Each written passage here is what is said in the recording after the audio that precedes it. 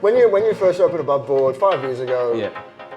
what was that feeling like for you? It was man, like without swearing, it was fucking crazy. I think That's right. When I started writing about bars, Yeah. when you were at Bar Americana, Yeah. that's where we first met.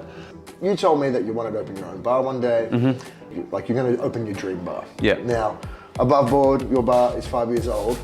How'd you go on that rating of things? I think it went beyond what we expected, to be honest. Yeah, right. Yeah, the cool thing about opening your dream bar is like defining what your actual dream is. Yeah. And I think at that time, maybe my dream bar was just opening a bar. And so that allowed it to be whatever you wanted it to be. And I think over time, things changed a lot in the process, because it's not just my bar anymore. It's other people's bar too, you know, like it's your business partners, it's your wife's. Yeah. And so that all helped shapes what actually eventually became, you know, what we have now, which is Above Board.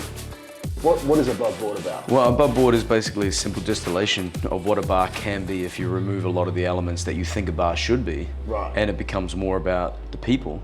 Yeah. And the people are the most essential part of a bar, because otherwise you just have like a storeroom for bottles. You know, like that's what it is. If you don't have people in a bar, it's just a storeroom for bottles. Oh, what did you do? Well, I got some expensive stuff on the shelf. Yeah, you know, but if you got no one there, it's not a bar. That's it. And so maybe what the greatest thing about it is, like, how do you distill and what becomes a bar?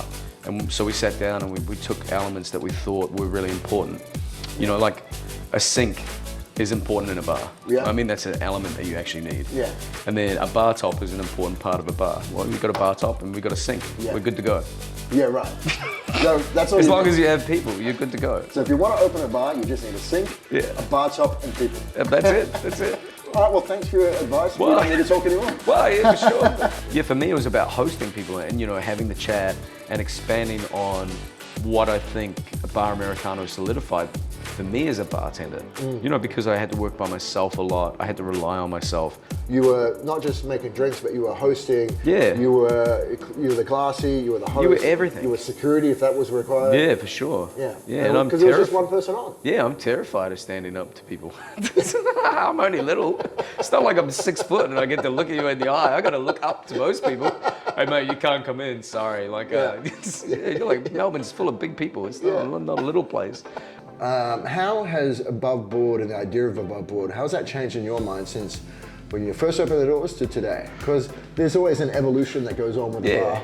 bar. People come in, everyone adds their own little bit to the place. It sort Sure. of evolves a bit, it grows. Well, I think the great thing about any type of bar, as you said, is that the people who work in it inhabit it and make it a space. Yeah. You know, and sometimes that's good and sometimes that's bad, and the chemistry amongst people is really important, you know.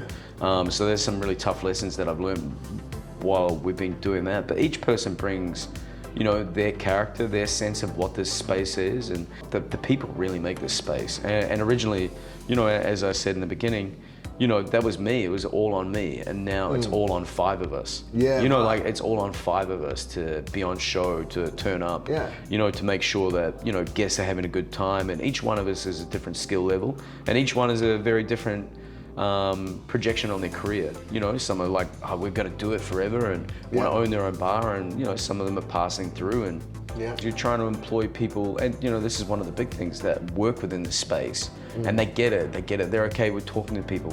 They don't have to be me. It's not important that it's me, man. It's just like, it's Above Board. Yeah. You know, it's not Hayden's bar. Yeah. You know, Hayden's bar exists in my house. Coming back to, you know, how it's changed immensely, because I don't have 100% ownership of it anymore. Yeah. As I have ownership of it as a business, but I don't have ownership of the direction Of the it. experience. On a day, I can't control that.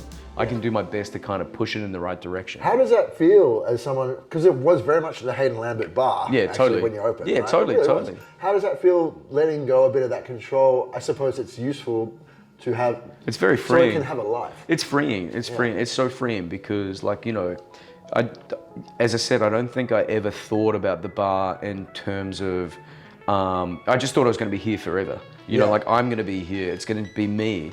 And I never thought about the success of it. Like, you know, I just Right. thought, I'm gonna go make drinks because that's what I do. what I do. That's what I do. I don't do anything else. My whole life is like maybe some Call of Duty, hanging out, lift some weights every once in a while, put on weight, lose weight, put on weight, lose weight, come to work.